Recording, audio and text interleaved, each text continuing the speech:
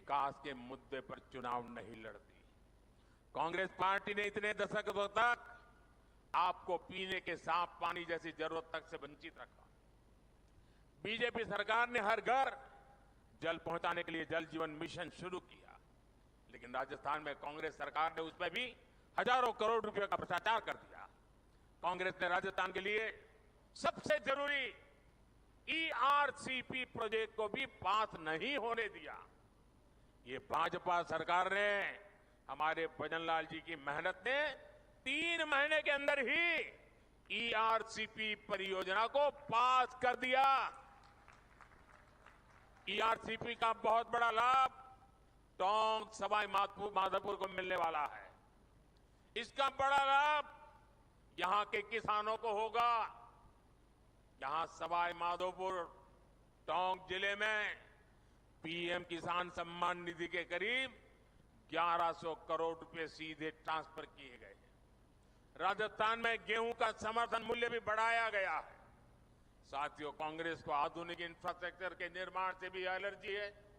ये बीजेपी है, आज पूरे देश में आधुनिक इंफ्रास्ट्रक्चर बना रही है। देश का सबसे बड़ा दिल्ली मुंबई एक्सप्रेसवे सवाई माधोपुर से होकर के गुजर रहा है। सरकार ने जयपुर सवाई माधोपुर रेलवे लाइन के दोहरीकरण की मंजूरी भी दे दी है। हमने दौसा गंगापुर सिटी से जुड़ी हुई रेलवे लाइन का दशकों से लंबित काम भी पूरा किया। इस क्षेत्र में इलाज की बेहतर सुविधाओं के लिए एक मेडिकल कॉलेज में बनाकर तैयार हो रहा है।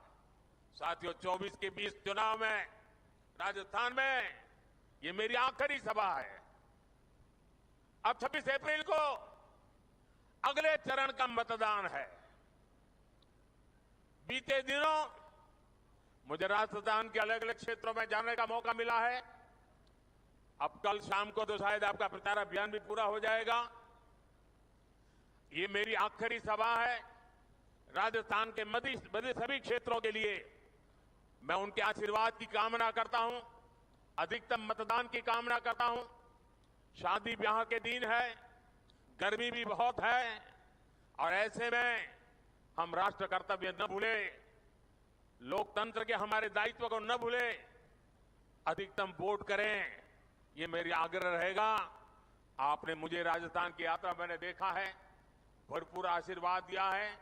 ये आपका ये आशीर्वाद मेरी पूंजी है।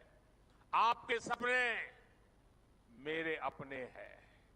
विकसित भारत के सपने को पूरा करने के लिए मेरा भी हर पल, हर क्षण देश के लिए है। इसलिए 24/7 मैं 2047 के लिए काम कर रहा हूं। और बीते 10 वर्षों में जो काम हुआ है वो तो एक केवल ट्रेलर है। अगले 5 वर्षों में हमें देश को, राजस्थान को बहुत आगे लेकर जाना है।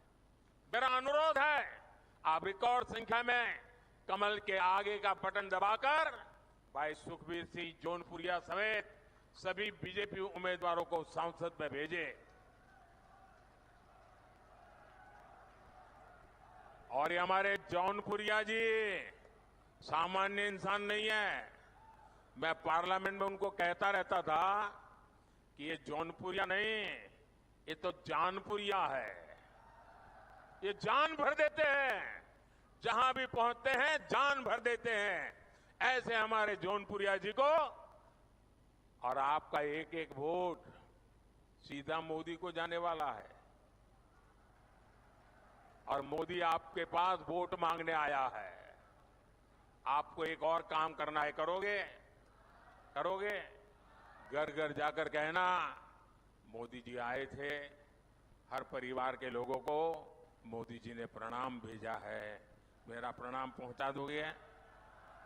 मेरे साथ बोलिए, भारत माता की, भारत माता की। जो लोग अभी भी आ रहे हैं, मैं पहले से उनकी क्षमा मांगता हूं। मुझे जल्दी जाना पड़ रहा है, इसलिए मैं उनका इंतजार करूं, ऐसा संभव नहीं था। फिर भी ये प्यार कम नहीं है जी। इतना बड़ा मैं लगातार देख रहा हूं, जुलूस आता ही चला जा रहा है।